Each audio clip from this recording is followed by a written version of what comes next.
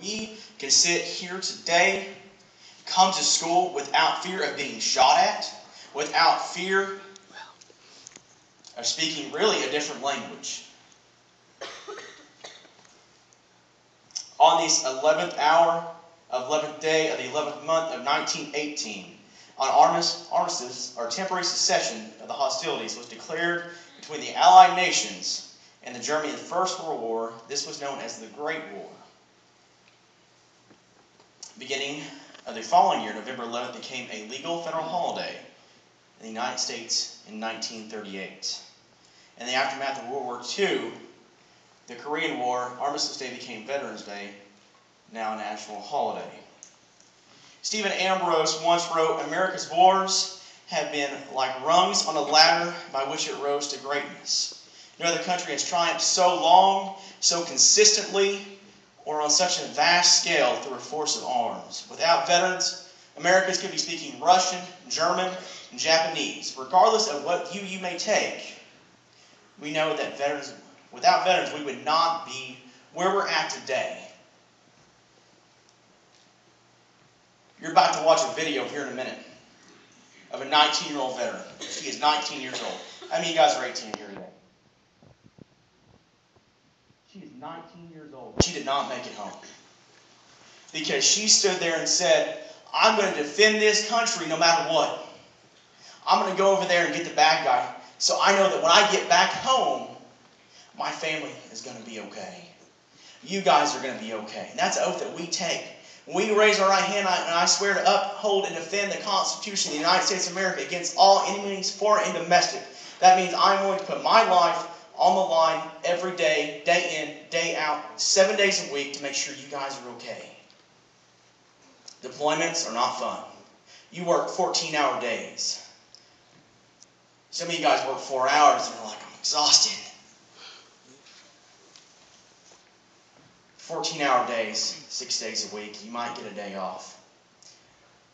When you're over there, you hear shots ring. It becomes normal. You're trying, especially for the infantry, it's normal. I'm an engineer. It's my job, literally, to go get blown up. I go find the IEDs for the infantry, so they don't get blown up, because I'm in an up-armored vehicle. I guarantee you, if you saw an 88-year-old Marine, he's in a nursing home, he can barely walk. If you said, "The bad guy's coming over here, you want to come help?" You know what he would do? He would get his walker. He would get his M1 Garand. He would get up and say, "You know what? Let's do this." He would go, because that's what a veteran does. A veteran does this. We don't get paid that much, I promise. He does this because he loves his country. And veterans, I take responsibility for every single person in this room for your freedom. I'm going to protect it no matter what it takes. In the state of Oklahoma, the 45th Infantry Fires Brigade is an enhanced brigade. What that means is we pretty much get deployed more than active duty. There's a sergeant right now that I know, he is on his 8th deployment. That is 9.5 years away from home. He has literally only been home for 2 months at a time. He has 4 kids. And he said, "You know what? It sucks, but I'm going to do it." Veterans Day is so much more than parades, ceremonies, or even a sale at a local store. Most veterans will tell you the only thing wants to thank you. You guys seen the guys' hats with Army veteran, World War II, Vietnam. Go up, take that extra step and say thank you. I have a Sergeant Simmons. He's my senior sergeant at the program that I'm at. He told me a story. He was in sniper training, sniper school, and he left with one thing. How many of you guys have left a pencil? Just a pencil. Yeah, all y'all be raising y'all's hand. Yeah, y'all left stuff. I was in high school. I left stuff every day. He left a pencil to write down on his range card where he was going to be at. He got back. His sergeant went ballistic. He did push-ups. He said literally he thanked all day and all night until he was so tired that his fatigue in his body, he just couldn't take it no more. He said he was out there in the rain, and the sergeant pulled him aside. He said, I'm going to tell you, I'm going to give you a lesson.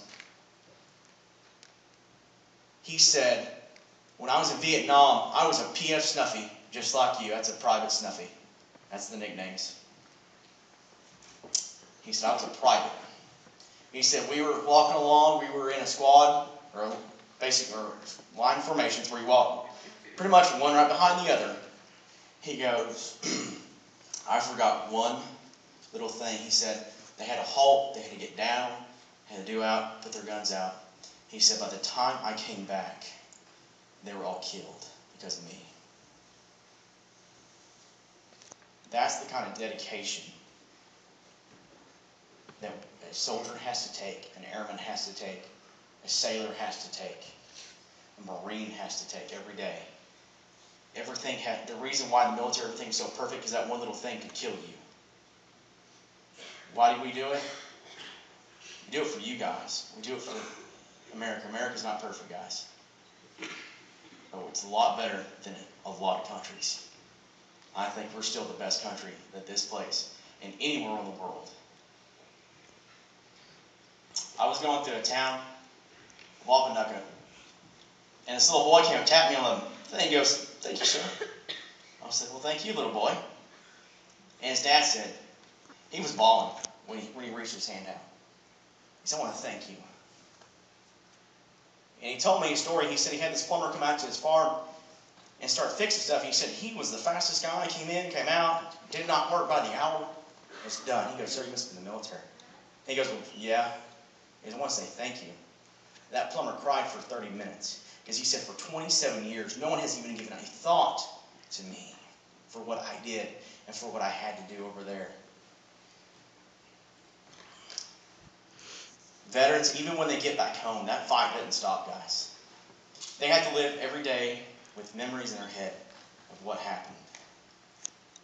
I have a friend who, he's okay now. He's doing better. He had to shoot a 10-year-old boy that had a bomb tracked. It was him or his teammates. Guys, that's what veterans sometimes have to live with. Or if they killed another individual. When they come back, that will haunt them for the rest of their life. That's why we're here today, is to say thank you so I didn't have to go do that. Thank you for allowing me to have the freedoms that we have here today so I didn't have to see the horror. When they say horrors of war, it is horror. Let us not forget the veterans on this day. Take that extra step today when you guys go out. And just shake a hand. That's all it takes. Really, that's all it takes. You guys are about to watch a video. Veterans Day. It's going to show the last 15 soldiers that we lost. We lost 12 soldiers in the last 2 months. And in 10 years we've been in war, we've only lost 15.